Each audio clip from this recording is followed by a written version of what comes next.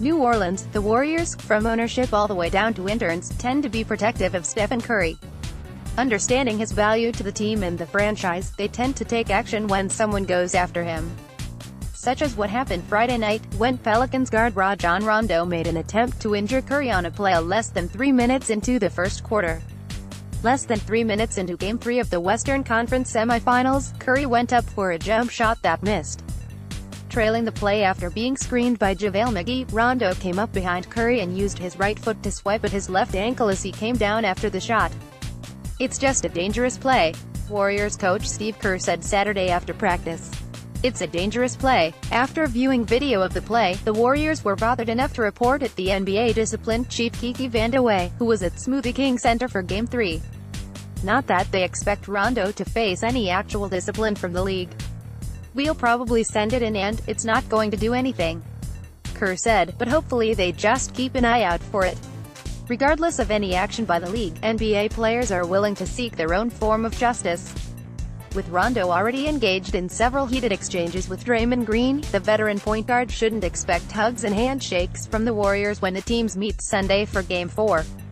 "Draymond's done a good job of handling his business," Kerr said. "Rondo is a competitor and they're competing. I don't see anything wrong with it, other than the tripping. I'm all for getting underneath a guy's skin, but you can't try to step on a guy's foot or try to swipe a guy underneath his feet as he's shooting.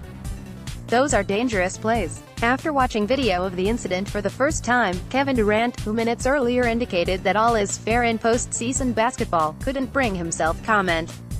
"What do you want me to say about that?" he said. The video, shown above, speaks for itself. Though Rondo's foot made contact, there was no apparent ill effect on Curry, who didn't seem to notice it.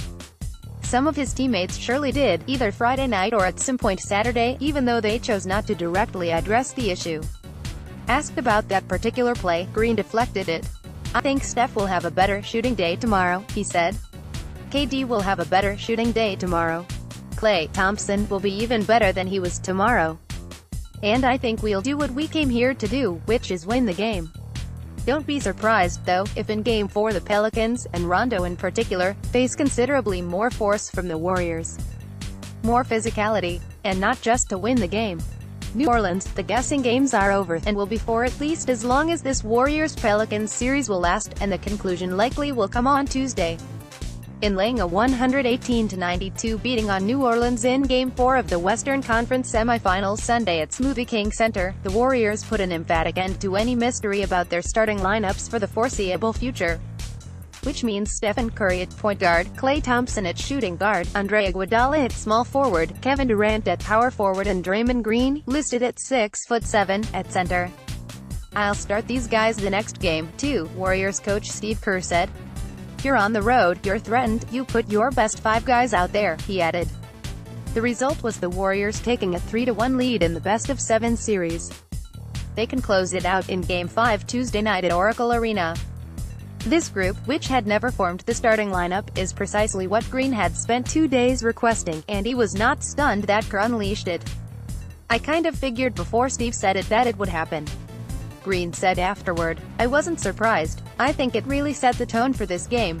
We were flying around on the defensive end to start the game and pushing the tempo on the offensive end. Those 5 players, with various collective nicknames, Death Lineup, Hamptons 5, etc., made an early statement, particularly on defense, and stayed on it throughout.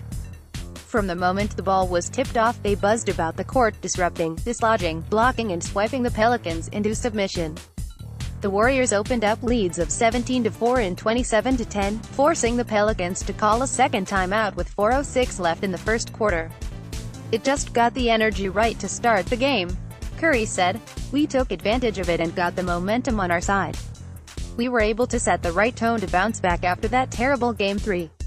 In roughly 18 minutes together, the starting 5 posted a preposterously stingy 66.5 defensive rating and a whopping 130.1 offensive rating. Moreover, they generated the momentum that allowed the Warriors to finish with an 83.5 defensive rating for the game as a whole. Yeah, I mean just the experience, that guys have been there before," Durant explained. "Just an IQ for the game. You know you got most of the guys that can penetrate and make plays. It's good for scorers like Klay, Steph and myself. You know Andre and Draymond do all the utilities stuff like driving to the rim, getting stops, getting rebounds, and you know they were knocking down shots when they got the opportunity to shoot them. We played off each other well. We're going to need it even more at home for Game 5. Durant poured in a game-high 38 points, on 15 of 27 shooting from the field, and also grabbed 9 rebounds. Curry scored 23 points and Thompson had 13, along with 7 rebounds.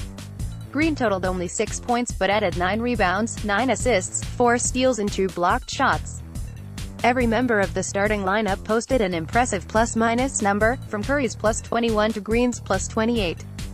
Anytime we've been in any danger over the years, we've sort of gone to this lineup, Kerr said. Whether it's as the starting group or extra minutes, and obviously the lineup worked or whatever. But it's not about the lineup. It's really not. It's about how hard guys play and how focused they are. The effort on both ends tonight was night and day from Game 3, and I thought our guys were just dialed in. They'll be back on Tuesday night, signaling an end to games in which Nick Young or JaVale McGee are in the starting lineup, surely for the remainder of this series and perhaps, presuming the Warriors advance, into the next series. New Orleans' stupidity sometimes intrudes on sports, and when it does it can be extreme and even dangerous, as was the case Sunday when Draymond Green was targeted for a death threat. During Game 4 of the Western Conference Semifinals between the Warriors and Pelicans, someone under the account for an Andrew Poke thought he was sharing his comedic talents with the civilized world when he tweeted this: "I hope Draymond Green gets shot in the face as soon as he leaves the arena," which, looking at the citywide stats, is like 37%. The tweet was later deleted, followed by an apology from the same account. Acknowledging after the game that he had heard about it, Green conveyed neither amusement nor fear but concern for those offering extreme opinions, whether it's a serious threat or merely some misanthrope desperate for attention. "If you feel the need to do something like that about basketball, then I feel bad for them," Green said after a 118-92 Warriors victory. "It's kind of sad that someone would take this that seriously. At the end of the day, what is it, a game? Making death threats and talking about life? I just pray that he gets the help that he needs, because I personally, number 1, don't worry about it. Number 2, I don't care that much about it. I care a lot about basketball, I don't care that much. Being that we're in it every day, and we're literally pouring blood, sweat and tears into this every day, and it doesn't matter that much to me, it shouldn't matter that much to him either," Green added. "So I just pray that he gets the help that he needs." Poke, whose Twitter bio indicates New Orleans and Los Angeles as the cities with which he identifies, said this in his apology: "I tweeted a very dumb thing meant to be an edgy joke. As a frustrated basketball fan, I go through ups and downs, and as a comedian, I don't always express those in a digestible way.